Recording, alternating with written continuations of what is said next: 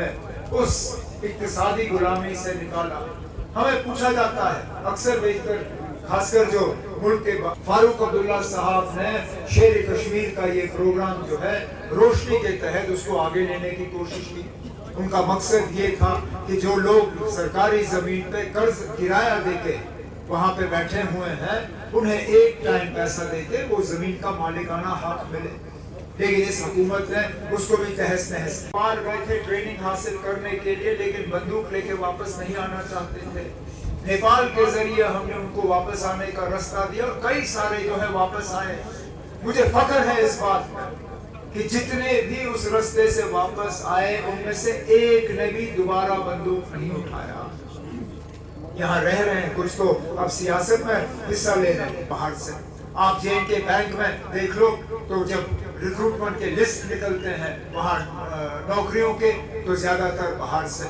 हमें अगर अपनी दरिया से रेत निकालनी होती है उस रेत निकालने का ठेका भी बाहर वाले को। आप जब हाईवे से गुजरते हो वहाँ टोल टैक्स पकड़ने वाला होता है, टोल टैक्स पकड़ने वाला कंपनी भी बाहर से। आखिरकार हम जाएं तो जाएं कहाँ? यहाँ के लोगों को सख्ती, परेशानी और मुश्किल के अलावा और कुछ नहीं मिला। कितने ऐसे नौजवान हैं जो आज पुलिस की वेरिफिकेशन के लिए दर बदर की ठोकरें खा रहे हैं। इनका कोई कसूर नहीं है। इन्होंने गलती से भी बंदूक की तरफ आंख उठा के नहीं देखा। इनके खिलाफ सिर्फ ये इल्जाम लगता है कि इनका कोई पुराना रिश्तेदार। अरे ना 1990 में तो हालात ऐसे थे, कितने सारे उन हालात में बह गए। बड़े बड़े लीडर जो आज मेरे खिलाफ इलेक्शन लड़ रहे हैं उन्होंने भी यहाँ मिलिटेंट तंजीम खड़ी की, उन्होंने भी यहाँ बंदूकें बांटी, वो भी पाकिस्तान गए थे बंदूक लाने के लिए।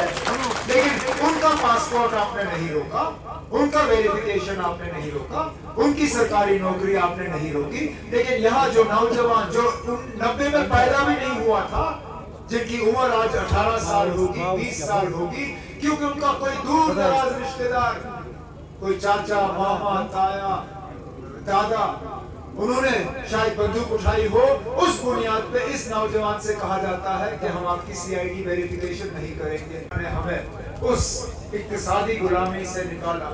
हमें पूछा जाता है अक्सर बेशतर, खासकर जो मुल्क के बाकी कोनों से मीडिया आती है या दुनिया भर की मीडिया आती है, वो हमसे पूछते हैं ना, बताइए 370 ने यहाँ के लोगों को क्या दिया?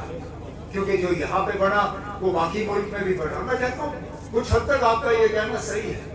अगर बाकी मुल्क में अस्पताल हैं तो यहाँ पे भी हैं, अगर बाकी मुल्क में स्कूल हैं तो यहाँ पे भी है, अगर बाकी मुल्क में कॉलेज और यूनिवर्सिटी है तो यहाँ पे भी है, अगर बाकी मुल्क में बच्चों को रोजगार मिलता है तो कुछ हद तक यहाँ पे भी मिलता है। तो फर्क क्या है? मैंने कहा फर्क एक चीज है, यहाँ पे कलम के एक दस्तखत से बिना एक पैसा मुआवजा लिए बाबा कौम ने यहाँ के लोगों को जमीन का मालिकाना हक दिया। और इस तरह का मिसाल इस मुल्क में और किसी रियासत में आपको देख डाला। अगस्त सितंबर में आपने एमएलए का भी फैसला करना है। अब अगर आप चाहते हो कि तेरा यार मेरा यार तो उसके लिए आपको इस इलेक्शन में भी थोड़ी बहुत मेहनत करनी पड़ेगी। इस इलेक्शन में आपने मेरी भी इज्जत रखनी है और इसलिए खुदारा 20 मई हल का बटन, आपका बटन, मेरा बटन, इरशाद का बटन, सबका, इसको दबा दीजिए और मुझे आप अपनी खिदमत करने का एक मौका दे दीजिए। अल्लाह ताला आपको हिफाजत में रखे।